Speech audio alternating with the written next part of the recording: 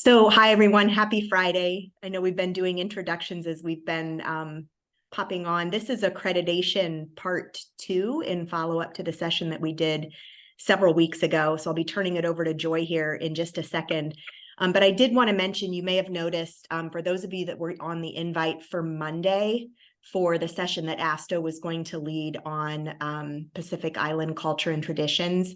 We've had a conflict, interestingly enough, with a call with Puerto Rico, a TA call. So we're going to look at dates sometime after the first week of December to reschedule. So I'm working with Brian on that. But once we have a date, we'll get that back on everybody's calendar. So you're got a calendar refund for Monday, but more to come on that front. So with that, I'll go ahead and turn it over to Joy. If you want to share your screen, and if you're having trouble, let me know. Will do. Okay. So we are going to cover a broad variety of things today as we talk. Hopefully, I've gotten to all of your requests. Please do stop me if you have questions, and Fab folks, please jump in if there's more that you want to add. I'm going to start with VRHS accreditation.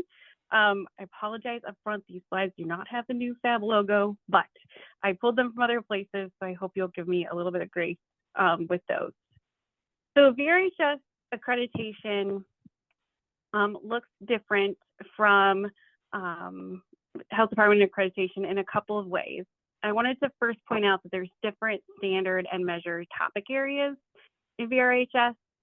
There are 7 specific to VRHS practice. So registration, security, issuance, data collection, transmission and reporting, statistical data, and then administration and management of VRHS. They look the same though. They have the documentation requirements, purpose and significance, number of required documents, all of those things are the same. I wanted to let you know a little bit about where the VRHS standards and measures came from. These are the talking points that we share with applicants as they're considering applying for VRHS. So they were really looking at the advancement of collective public health practice, and VRHS plays an important role in public health practice. So this really looks at their specific functions in public health. The performance standards should be reasonable and attainable goals with a little bit of stretch, similar to health department goals. We have found that our VRHS folks like to be really comfortable that they've got it all under control before they start to apply. So really looking to make sure that they're meeting those goals. Performance standards should be clear, have not avoid redundancy and any unnecessary documentation. And we wanted to be sure that they were reflecting emerging VRHS issues and opportunities. We're currently in the process of really kind of re-looking at VRHS because there has been some changes in process, especially due to the pandemic. There are 7 steps of accreditation for VRHS departments. So they start with preparation. Preparation is all on them at this point. So it's whatever they do to be ready to apply. So we like to think that they're reviewing the standards and measures. We are really encouraging folks to go ahead and do a readiness assessment on their own to really determine how they're doing at meeting the standards and measures. Then they formally register and apply. They go through the documentation selection and submission period. They have a year to do that. They have to use documentation forms, just like health departments do. They use EFAB. The difference with this process is that it's like our old accreditation process. So the site visit team, of which the accreditation specialist is a member of, look at the documentation together and then look at the pre-site visit review request, look at the documentation as it comes back as a team, and then attend the site visit as a team. Then there's the accreditation decision, similar to health department accreditation, annual reports, and reaccreditation after that 5-year period. So we've been giving a few presentations here and there about how state health departments and vital records departments can work together towards accreditation, and really how state health department efforts can benefit VRHS and how VRHS can benefit state health departments. So these are the things that are the same between VRHS and health department accreditation. So the documentation is necessary for both processes. You need an accreditation coordinator and some kind of accreditation team. This is not an individual sport. We want a group of people to be working towards meeting this goal. The format of the standards and measures, so how they're set up, is the same. They have the same requirements for authentication and dating of all documents. They use those documentation forms. Quality improvement is an aspect of both VRHS and health department accreditation. There's the pre-site visit review and the site visit. So a lot is the same between the two processes. The things that are really different is the 7 topic areas themselves. The standards and measures look different because they're in those different areas. So as we're talking with VRHS folks who are accredited, but their state health department isn't, right? We can encourage them to think about how they could support. And for state health departments whose VRHS departments aren't accredited, how could they work with those folks to help with accreditation efforts? We also have found that there is duplicative documentation between state health departments and VRHS. So the policy on policies is kind of really looking at, there's got to be a more formal name for that, sorry, but how do you adopt policies as a department? Background checks and onboarding processes are documentation that we find in both systems. Recruitment and retention policies, confidentiality policies oftentimes work across the board. The continuity of operations plan is a requirement of both. The QI storyboards or a way to tell quality improvement is also there. And then topic-specific reports that include vital statistics are part of both health department and VRHS documentation. So there can be some sharing and efficiencies between the two. That was my really broad level overview of VRHS accreditation. What questions do you have, or do any of my fab folks want to jump in? Leave a pause. So Joy, I just put a link to our new resource into the chat there. This is could be helpful for state health departments as they're thinking about their version 2022 application and documentation and what documents they might pull from the VRHS unit to support those efforts. That can also really help the department as a whole if they're wanting to also engage in VRHS accreditation down the road, with already having some of those things kind of pulled, packaged, prepared because of those synergies between. So we had gone through and just kind of identified in each domain for version 2022 where the VRHS unit might contribute to the overall health department accreditation. Thanks, Marita. And there's 5 VRHS units accredited, right?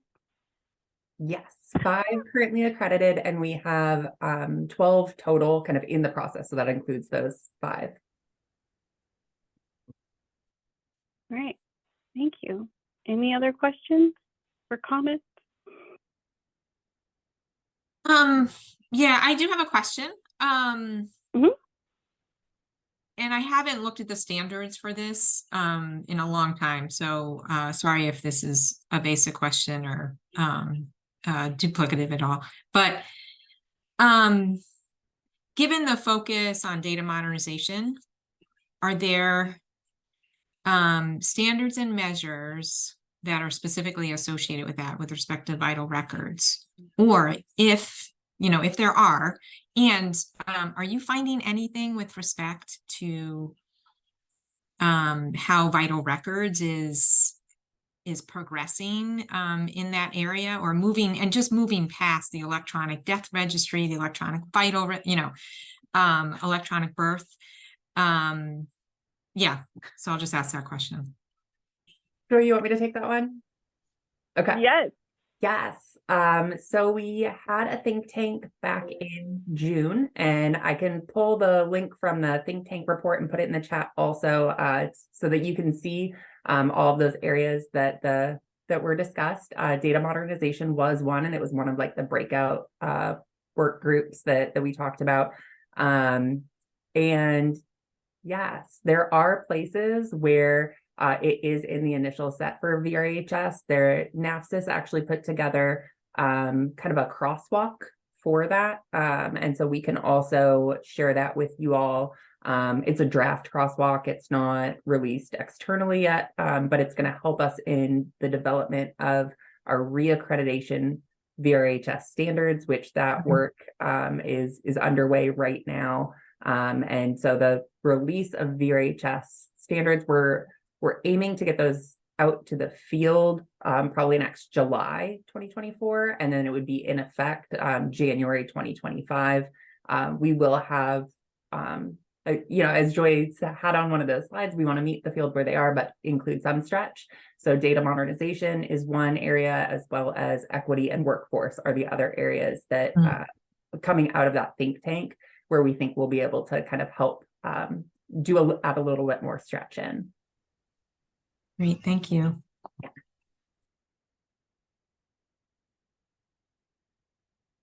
All right. So let's move on to FAB scope. So FAB scope has changed a lot, and we find that health departments who started work on accreditation before the pandemic and are just starting to pick it back up have understandably maybe missed the shift in FAB scope. And so I wanted to spend a couple minutes talking to you about that. So our new scope of authority policy there on the right was approved in March of 2021. And it was really meant to clarify a lot of the questions and concerns that we've had from health departments about FAB scope. So within this document, my favorite part is towards the end, where there are examples of how you can apply this new FAB scope to programs like WIC, which have historically been difficult for people to think about. How do I present WIC documentation? Can I present some of these areas where we're focused more on individual healthcare? So the examples in this policy, I think, are fantastic. And if you have a second to look at them, they really are powerful, and health departments have been grateful, I think, for those examples, or the few that I've talked to about it. So this paragraph here at the bottom, FAB will not accept documentation examples of policies, programs, or services that are delivered at the individual or single family level. And this policy goes into that and what that means with those examples in a lot more detail. But as I try to summarize it or kind of break it down, there are these things that are not in FAB scope. And what we tell departments now in training is that there's no program out of FAB scope, most likely. It's what you talk about and what you provide as documentation about that program that really determines if it's within scope or not. So FAB accreditation does not cover individual patient care and clinical protocols governing provision of care to an individual. So here we talk about in a WIC clinic, we're not going to provide documentation of how you individually did an assessment of one child. However, if you did an education campaign about farmers markets, or you did a quality improvement project about kind of branding or social media, that would be appropriate documentation. So really helping folks to understand that difference has been freeing, I think, to a lot of the folks who started before the pandemic and are coming back to this now. It also doesn't include administration of programs for reimbursement of healthcare services like Medicaid, private insurance, individual professional and facility licensure and certification programs are also not included. And then finally, programs designed to improve health or well-being of animals. This is one we get questions on in training a lot. Trina Neff, who I present with a lot, always says FAB doesn't have anything against animals, but we do want to be sure to convey is that it's not about an individual rabies vaccine to I hope you can hear me still, an individual vaccine to an animal. But if you're talking about a rabies prevention campaign, then that is something that you could submit as documentation. That's my really quick overview of scope. Britton put the policy in the chat if you want to check it out. Any other questions about scope or anything anyone wants to add?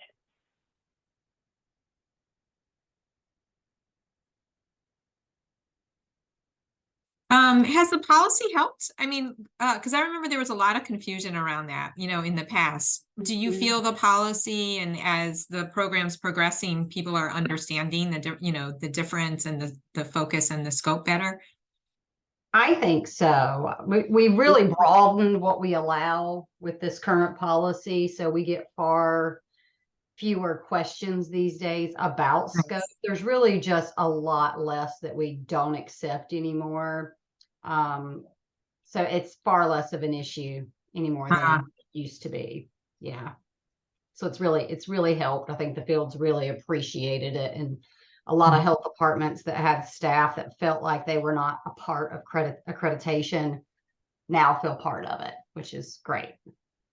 And is that also true for like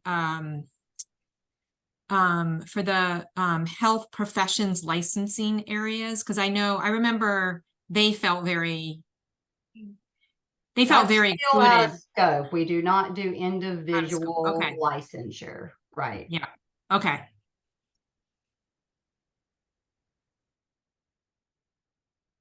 Okay, so we move on to EFAB. So I pulled a couple of screenshots from EFAB to show you.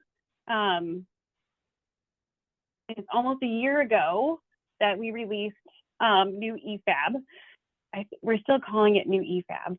This is what it looks like, the home page. So you can see kind of across the top, this is from the department's perspective. The home page has information about kind of where they're at in the process. The profile page has information about the department. Contacts help us understand who at the department is involved in the processes. Applications for the different steps in the process. And then instruments and documents I wanted to show you. But this is what it looks like from the department perspective. The instruments tab, the instruments term is one that I find throws people when we talk about it in training. So the instrument is really just which version of the standards and measures you are working under for accreditation, reaccreditation, or pathways. So the instrument is the version, if you can help think of it that way. So here you can see in this screenshot, this is just a test health department, but they were working on their reaccreditation application 2022, but they're using standards and measures reaccreditation version 2022 down there at the bottom. So the instruments tab, just wanted to tell you about that change in terminology with the different versions. And then health departments also have access to their past site visit reports, annual reports through the documents tab. So here people can go in and pretty much get the history of their department, with the exception of version 1.0. There are some things that we weren't able to transfer over to new EFAB. But that's just a really quick overview of EFAB. What I get back is people really miss that color-coded menu that showed how they were doing at meeting the standards and measures. We don't have anything like that anymore with new EFAB. And that's what I plan to tell you about new EFAB. What questions do you have about that? Or anything else wants to add?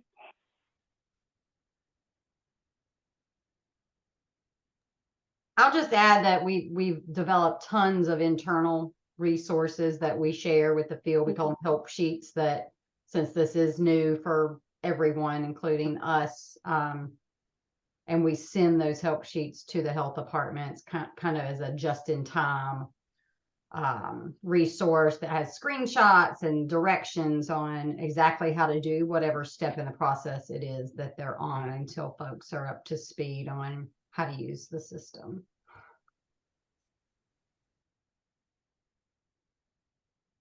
Okay. So the next thing I was asked to talk about was the difference between version 1.5 and version 2022. So here are a couple of things that I wanted to be sure to point out to you. So version 1.5 had 12 domains. Version 2022 moves to 10 domains. In version 1.5, equity was really scattered throughout the standards and measures, and it was not in every domain. In version 2022, equity now is in each domain in some capacity. I really struggled with my wording here, but in version 1.5, we did not bold text on small but important words like and not, and or, and those kinds of things that really help people give hints about, or not really hints, but directions about what you can provide or not. In version 2022, we did bold and underline even some terms so that people would pay, hopefully, particular attention to that direction. Version 1.5 does not address the foundational public health services, where version 2022 includes foundational capability measures.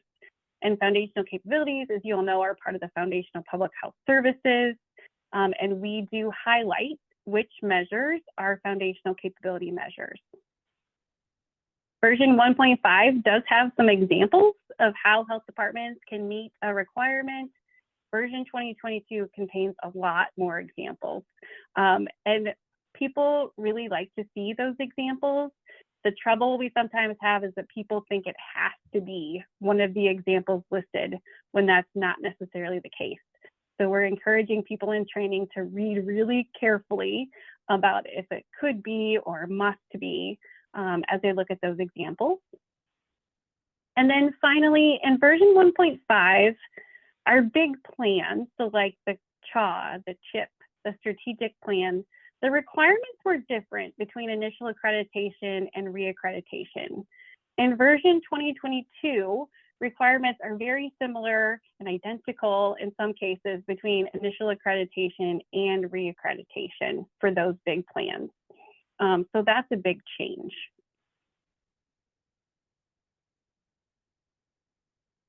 In the standards and measures document itself, so this is measure 9.1.5a, which we looked at last time, but I wanted to point out that purple rectangle. So this is a foundational capability measure.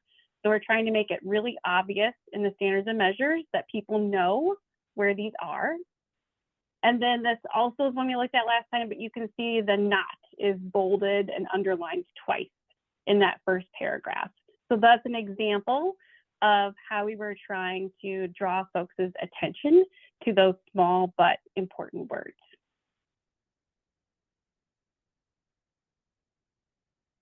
To focus on equity, I also wanted to take a minute to talk about, we have a help sheet, I don't know what we call this, a help sheet that outlines where the equity measures are in version 2022 in initial accreditation and in reaccreditation.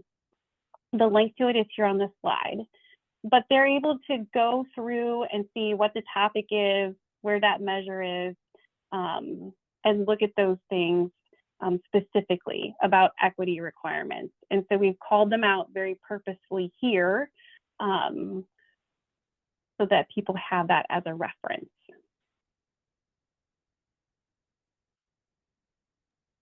Joy, Okay. we lost your screen. We still hear you, I think. Oh, no. But your square went away where you were frozen and your screen share went away. I'm going to stop. Melissa, can you share? Yeah, I'll pull up Yeah. the slides. Hang tight.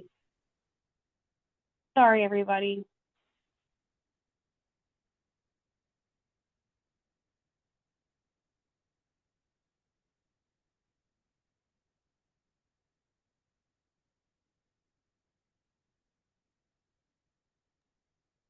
And while those are getting pulled up, Joy, would it be helpful if I put in it's old branding, but the measure level crosswalk for initial and reaccred with the 1.5 in 2022?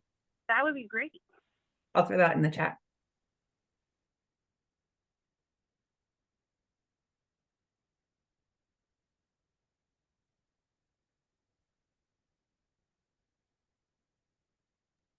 I believe there's about 30 health departments still under version 1.5. I see that question in the chat. I don't know as far if it's state, local, or what the breakdown is there, but it's around 30 departments still working through that version.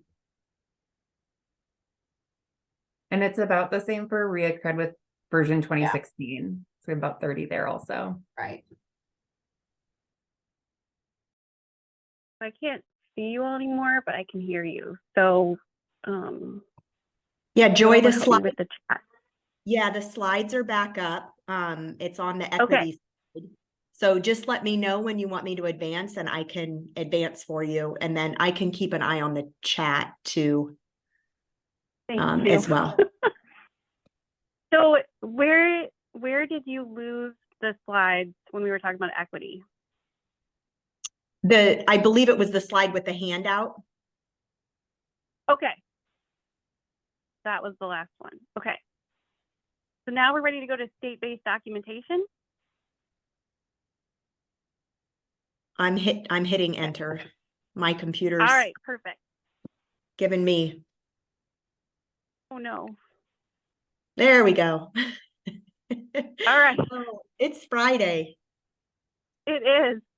So I only have one slide about state-based documentation. This is not something that a state has taken us up on yet. But the idea is where there's common documentation used in a state, that documentation could be evaluated by FAB, and then if approved, all departments would submit that documentation across the state. So we think that the benefits of this is increases efficiency, right? Health departments aren't having to go look for that documentation where the state is able to provide it. We think it supports the public health system and standardizing some practices.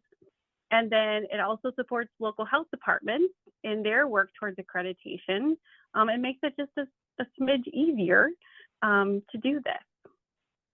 So we are actively working to hopefully we think if one state would take a crack at this, we may be able to win others over. But that's the idea. Marita, is there anything that you want to add about that? Yeah, so we've had there's interest from a lot of states in this. We know that there is one that is actively working on packaging their documents that they'll send over to us for a couple of measures before the end of the year. And so hopefully in early 2024, we'll have actually done this and approved and packaged something for at least one state. And then we can kind of start spreading the word that in a little bit more with our communications team around how this is working. We, from a kind of operational standpoint, we'll get the documents, work with the state to come to a common understanding about what part of the measure or what measure they apply to, and put together a really easy cover sheet. That way the local health departments would be able to tell exactly what part of the measure it applies to. So for instance, you know, a lot of our measures are like submit a policy and then submit 2 examples of applying the policy. So if the statewide document covers the policy, that would be really clear to the locals then that they just need to do that part 2. And I think I saw a chat in here. If we have any handouts or language, I don't think we do, but this is a great suggestion. And I think it would be pretty easy for us to put something together if you all would be willing to help spread the word. We think it's going to reduce the burden for local health departments.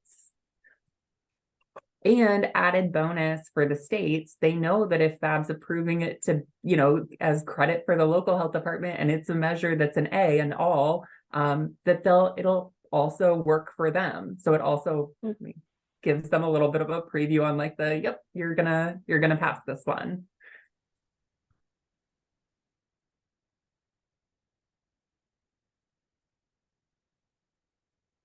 Okay.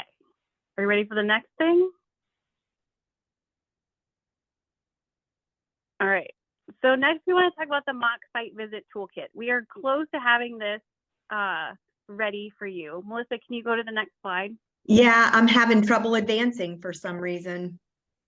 I'm trying. I will. There we go. All right. So I wanted to talk you through kind of how we put the toolkit together. So we've thought through what are the different maybe scenarios where that would occur on a mock site visit. And so what we're putting together addresses these different scopes. So the first being if you were asked to review major plans as part of a mock site visit, and it could be one of these or it could be a combination, we get that. But also reviewing documentation requests by FAB in a pre-site visit review. So knowing that that documentation is something that FAB has questions about, it may be helpful to a department to have a conversation about what they wrote to resubmit or what questions they might anticipate FAB having and how they would answer those. Reviewing measures identified by the health department would facilitate a discussion of potential site visit talking points. So this is more maybe FAB didn't pick something out in the pre-site visit review, or they haven't gotten to that point where they have that information yet, but things that they're worried about as a department, putting those forward to talk through. It could be a major plan. The next, providing a general overview of what to expect for staff or leadership or a combination. So that might be something you're asked to do. Meeting with a small group of staff about specific documentation. So this could be domain teams, perhaps, in that scenario. We also could see there being a meeting with the governing entity to prepare for that interview as part of the site visit, or a meeting with community partners, as well as the health department director.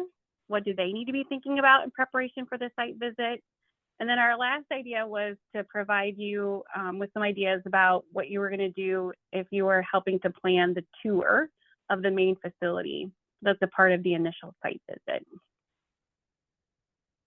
Are there other scenarios that you can think of that you've been asked to be a part of as a mock site visit that we could help to address, or do most of your requests kind of fall in these areas?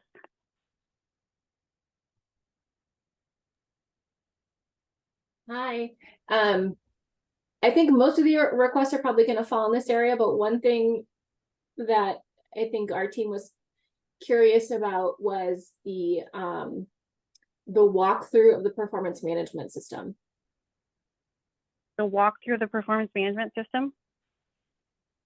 So that's not something we require and do on every single site visit. That would be one of those things that's tailored. It might be a tailored request on different sites. It's common that we ask for a brief demo, but like I've got one coming up soon where we're asking for a brief demo of their performance management system. And we literally just said, we need, if you could just do 5 minutes and just show us your system, have somebody demo it, show us the measures you track, and how you monitor progress and how those measures link to other major plans.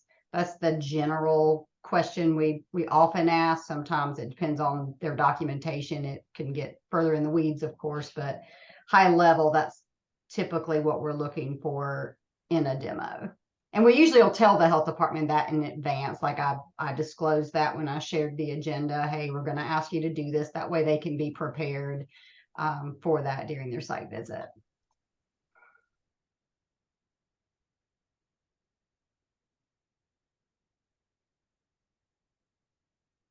Other things?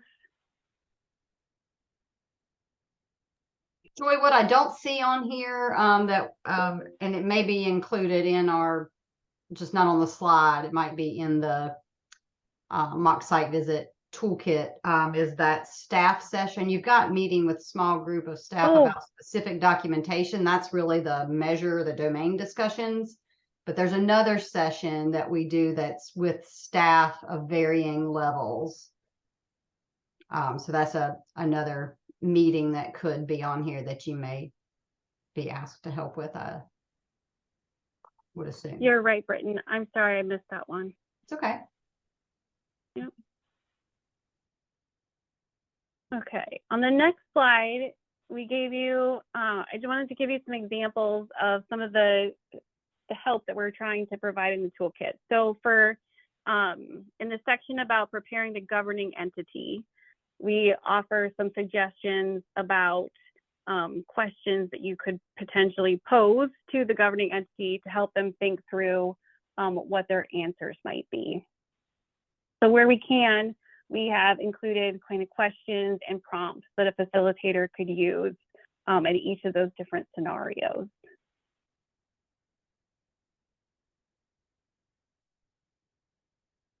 And I think that's all I have on the mock site visit toolkit. We're close to getting it to you. Anything else anyone wants to add? Brian has his hand up. Yeah, go ahead, Brian. Is there anything we should know about like how leadership should respond, or what leadership can expect? Sort of like through the mock visit, or like the leadership 30-minute interview, or however that works. Yeah, we do have questions that you can pose to the health department director to help them think through the kinds of things that they might have to respond to. Is that what you're asking about? Yeah, I just remember like going through it myself at one point. You know, it was maybe 1 or 2 interviews with Fab, and then like the secretary or the director, and maybe like the executive deputy, and that was it. Mm-hmm. I will say that session's generally very high level. Okay. It's not one that we would get into the weeds on, show me where in this document it Sure. demonstrates this requirement.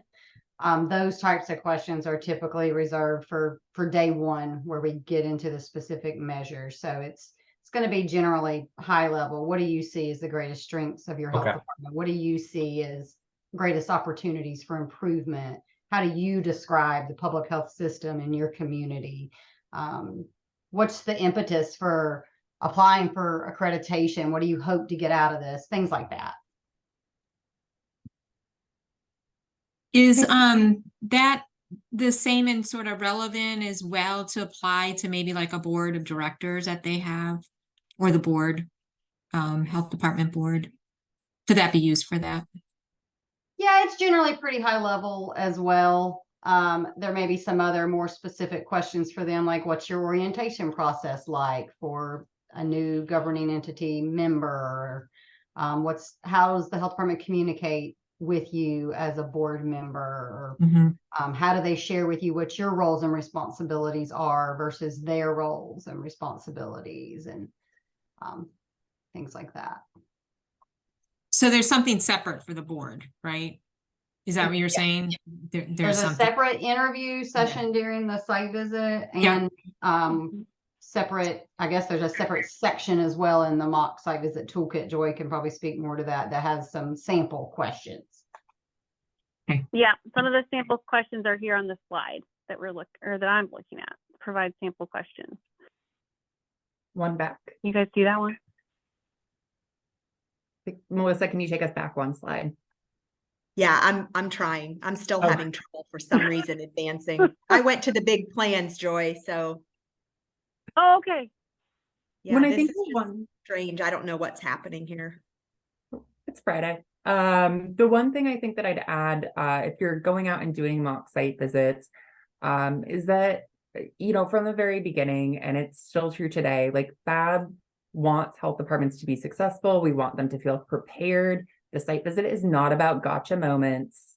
It's, you know, they're assessed on their documentation. So the site visit is really about us making sure that we understand and have that complete picture of their documentation. And if there's other stuff that they had forgotten to put in their documentation, you know, forgot to submit initially, that we can just gather that. So it's really just making sure that complete picture, you know, I mean, I think that, I don't know if we still use the same language with site visitors, but I know early on, you know, we were like, put your interrogation lamps, like leave them in your suitcase, do not bring them into the health department. Like, and so we also try to foster that with the site visit team, that it really is just about having a discussion.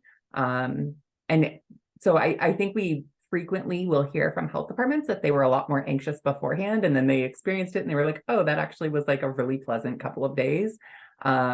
So the more we can do to put them at ease beforehand, I think would be really helpful. They don't always believe us when we tell them that in advance, but maybe they'll believe y'all. The mock site visit went a long way to helping my health department feel more comfortable approaching the site visit, I remember.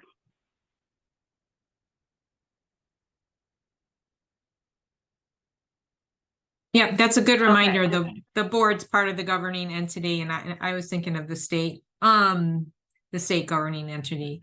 But it's interesting. I mean, do you guys feel like there's any, you know, questions that are different from a state that could be different for a state governing entity like a governor's office versus a board of, like a governing board? Or do you think they're like relatively the same? I mean, obviously you're saying here these, you know, apply to both, but in your experience, you know, is there anything a little outside of the box that doesn't apply to them that might apply to the state governing entity? Marita and Britton, I'm going to look to you. Yeah, I mean, I think they're really similar questions. It might be kind of the framing on how it's done, you know, instead of how does the health department communicate if they aren't going to Board of Health meetings, you know, that question might be framed a little bit differently, but still getting at that, you know, what are the communication channels? How does that kind of back and forth information flow and things? And Britton, I see you came off mute too, so I'll let you jump in. Yeah, I mean, I think I was probably going to say something similar. I mean, the wording might change slightly, but the intent of the question would probably be very similar. It just depends on really who their governing entity is. You know, a lot of state health departments, it might ultimately be the governor, but often we don't get to meet with the governor during a site visit. It'll be someone from the governor's office that we're talking to. So they're representing the governor in that capacity. So, you know, the conversation might be a little bit different. Like, how does the department communicate with the governor's office to get information? So just reframing, I think, but generally the same, because it's still the same measure, same requirements that the health department has to demonstrate regardless of who their governing entity is.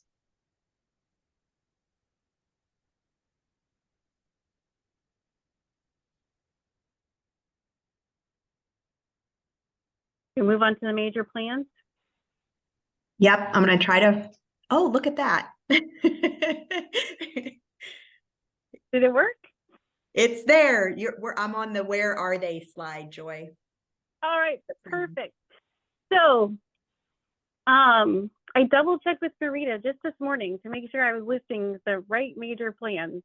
So I wanted to just talk really briefly about kind of where they are, and then talk a little bit about the concept of key measures. And then we'll take your questions about the major plans. But we're considering the major plans right now to be the CHA CHIP, the strategic plan, emergency operations plan, workforce development plan, and the performance management system. I sometimes hear from folks that a lot of things moved around, but I just wanted to show you that the strategic plan is the plan that moved around. So it moved from domain 5 to domain 10 in version 2022. What I'd like to talk to you about more is that each of these major plans is considered a foundational capability measure. So foundational capability measures are those that align but are not an actual, oh, Britton is correcting me. Okay. They align with the foundational capabilities, but they're not an exact replica. So they get to the intent of the foundational capability. Then, as part of that, so our Pathways program, which is that step into accreditation that we talked about last time, focuses solely on foundational capability measures. We've also identified these foundational capability measures that are also major plans as key measures. And we're going to be looking at those closely as we go through the accreditation committee process and the site visit and the reviewing of documentation. So it's really important that people are paying attention to the details because these are key measures that we're looking at in the accreditation process. As we talked about earlier, they are aligned more strongly between accreditation and reaccreditation. And I think those are my major talking points. It's really disconcerting not to see you all about the major plans. What questions do you have?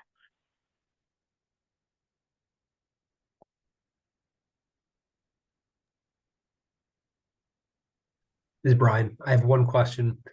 The emergency operations plan, is there as much weight and as much required review or measures for each version 1.5 and also 2022? The emergency operations plan did change, but I'll let someone else talk maybe about more. In what ways? So that was the one major plan that had significant changes between version 1.5 and 2022. The rest had minor tweaks, but were relatively the same.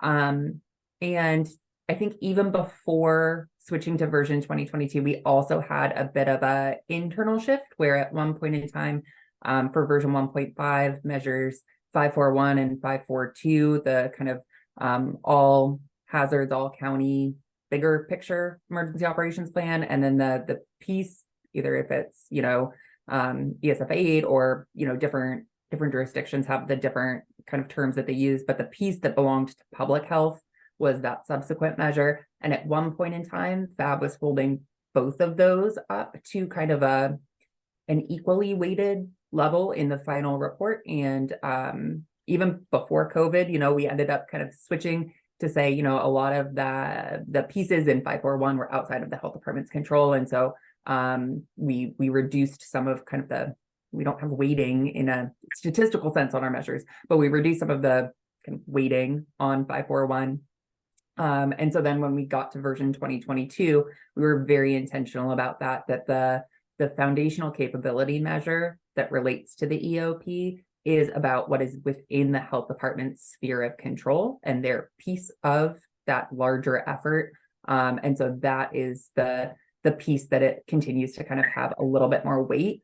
And I'd kind of emphasize what Joyce said around the foundational capability measures. Those 34 measures are, in some ways, those 34 are weighted more heavily than the non-foundational capability measures. If you look at the version 2022 policy, we have language in there related to I think it's in the decision section, that speaks to how health departments will demonstrate that they're in conformity with those measures. So operationally, how that's going to look is that health departments will either need to largely or fully demonstrate the foundational capability measures, or as part of that annual reporting process in their very first year, be able to get those up to meeting the intent of those measures, so that largely demonstrated level, in order to remain accredited, because those are really the key pieces to all of the work. Brian, did that answer your question? Yeah. Yep. And I thought that was the one that changed. I couldn't remember, but I wasn't sure what happened. So thank you. I have one more quick question on the EOP. I've seen a few times agencies seem to be a little bit reluctant to make their EOPs final and to put final on their EOPs.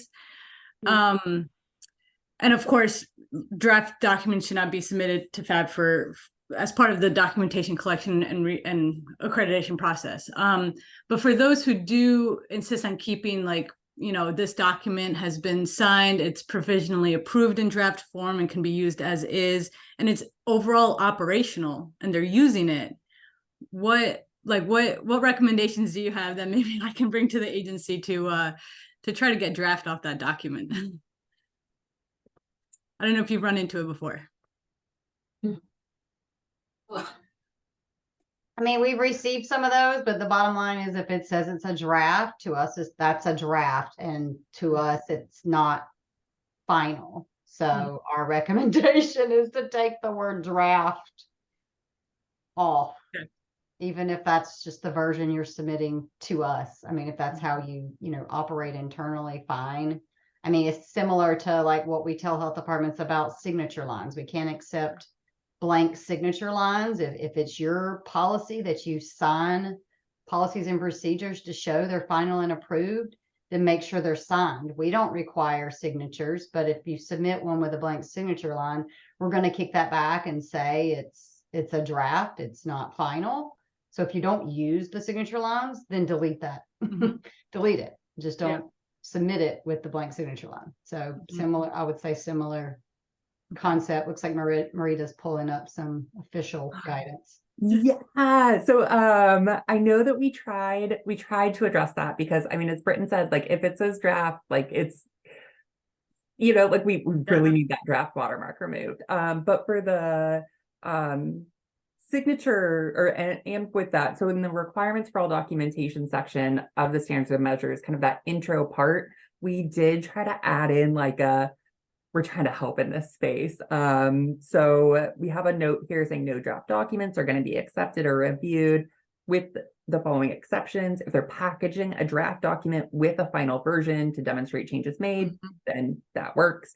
Or if they're documenting or if they're packaging a draft document with additional documents that demonstrate the health department's efforts to propose changes to the guidance, we'll do that. We also say that if there are blank signature lines, we recommend they be removed.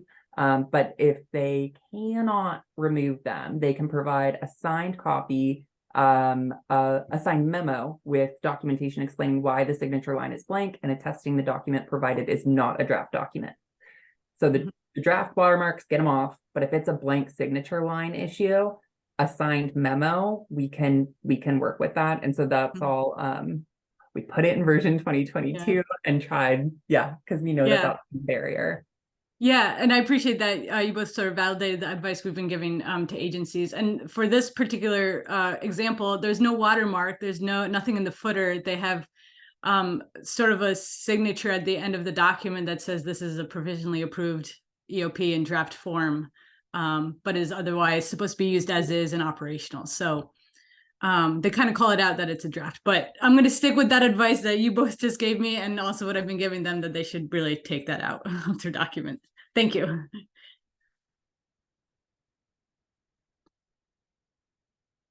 That was a big deal at my department, I remember. Okay.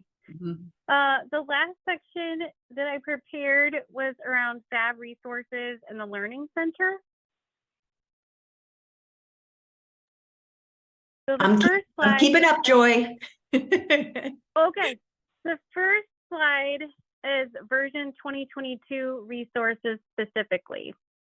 So we of course have the standards and measures document. The policy document describes the process.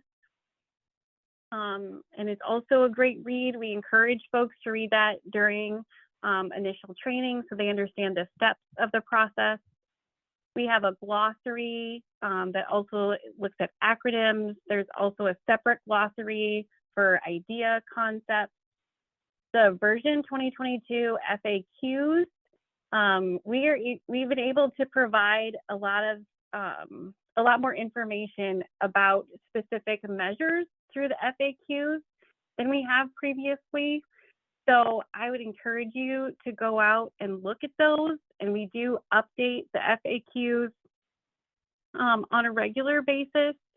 And we do that based on the questions that we receive through ASTHO and what our accreditation specialists are hearing in the field.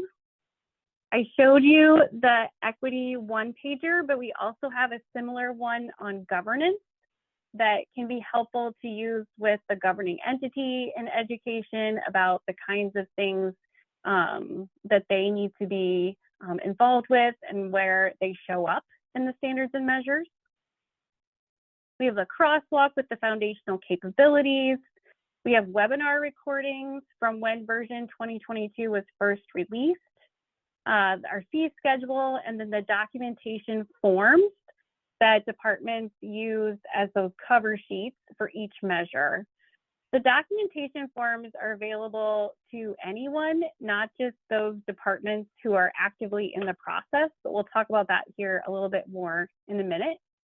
And then just also wanted to point out that we don't endorse any vendors for like performance management software or anything like that, as we get questions about that as a resource. For pathways, we have additional resources. So they have their own separate set of standards and measures, the policy document, again, the glossary, the FAQ, and documentation forms. So that's for pathways. And then on our learning center, which we used to call Bridge, but we're moving towards calling it FAB's Learning Center. This is our electronic learning. We have 3 journeys that are available to health departments who are in process. So once they've paid their fee to do the readiness assessment, they get access to the journey on initial accreditation and pathways recognition. Both of those journeys are a series of learnings to lead people through the process. They talk about documentation preparation, and we require before the end of the year that they complete either initial accreditation journey or the pathways recognition journey. Once a department is accredited, we give them access to the reaccreditation journey, which also is a series of courses that address the reaccreditation process and help people think about kind of the next steps. We have a separate e-learning course on the annual report and the different sections of that, how to go about preparing for it, that we assign to health departments who are at that point in the process. In our learning library, which is available to anyone, so regardless of if you're in the system or not, we have our accreditation newsletters kind of put together so that people could go back and become familiar with the kinds of things that we're addressing in those newsletters. So those are there as a reference. Also, the documentation forms and tracking spreadsheets for each version of the standards and measures is there for anyone who has access to Learning Center. And of course, anyone can get access to the Learning Center, they just need to register. With the documentation forms, if you remember, there's one for each measure, and then it shows kind of how you break it down with the different required documents. The tracking spreadsheet is an Excel document that folks can use to take notes of kind of where they're at, what possible documentation could be. We encourage people to make that spreadsheet their own. There's a separate one for state health departments, local health departments, so that it really is formatted and ready for them to start taking notes. And then we do have an email specifically for education services, which is there at the bottom of the slide. We are also providing virtual trainings. So the first is new accreditation coordinator training. This is a 2-hour virtual training that we are going to be providing 3 or 4 times a year. We just offered it earlier this week. So with this training, we're trying to get information to folks who are new in the accreditation coordinator role. You are able to participate in this course if you're in a department working formally towards FAB accreditation, or if your department is just in that curious phase, but that you have not yet started the formal process. We want to get anyone who's interested in this information to help them make that decision, access to this course. The documentation intensive is a 2.5-hour virtual training. It is, I should say all of these are optional. It's optional, but it really goes into the nitty-gritty of how to prepare your documentation for initial accreditation. There's a case study component of it where we work through some documentation together, but we've had really good evaluation results for the documentation intensive. People find it to be really helpful and give them some good ideas. The reaccreditation documentation intensive is really focused on a lot of the same things, but we use reaccreditation standards and measures as the examples, as the case study. So, and we talk more about narrative writing in the reaccreditation documentation intensive as well. So those are going to be provided, like I said, 3 to 4 times a year. We hope that people will take us up on them. There's something new that we're trying. And I think that is my last slide that I prepared. Any questions about resources or training? Joy, there's a question in the chat. I'm not sure if you can see that or not, but Marta's No, wanting I'm to sorry. know if they're able to participate in these trainings, these virtual trainings. I think so. Yeah. There's no cost associated with it. It's just done on Zoom, just No. like this. So it's not like, you know. Yeah, so we'd love to have you. I think right now, and correct me if I'm wrong, Joy, the only way to register is to just email Education Services, that email address up. We can drop in the chat, but you just email and say, I want to register for this training. Yep, that's correct. We have 50 people signed up for reaccreditation documentation intensive coming up in about 24 in initial accreditation. And we had about 32 in new accreditation coordinator training. So it's exciting to get to talk to people at these points in the process.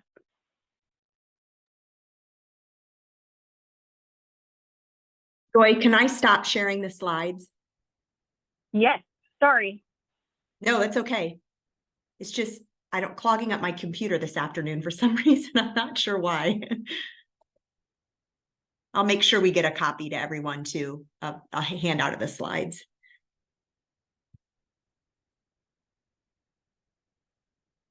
Did I miss anything that you all wanted us to cover?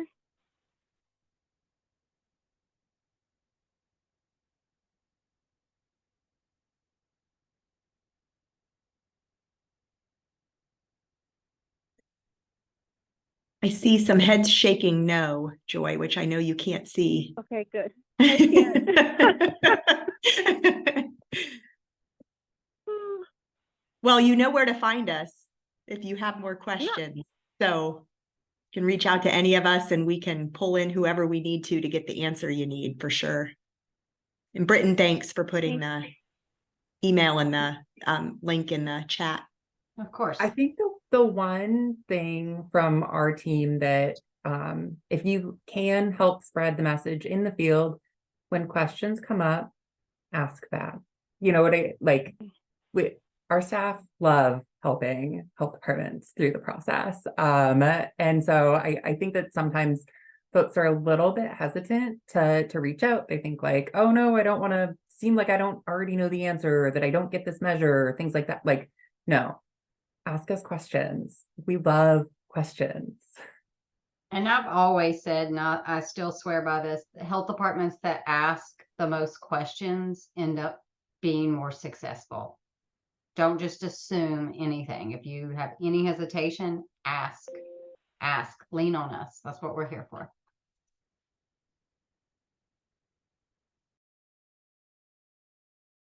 Thank you all for your patience with my technology trouble. Thank you to my fab people for helping.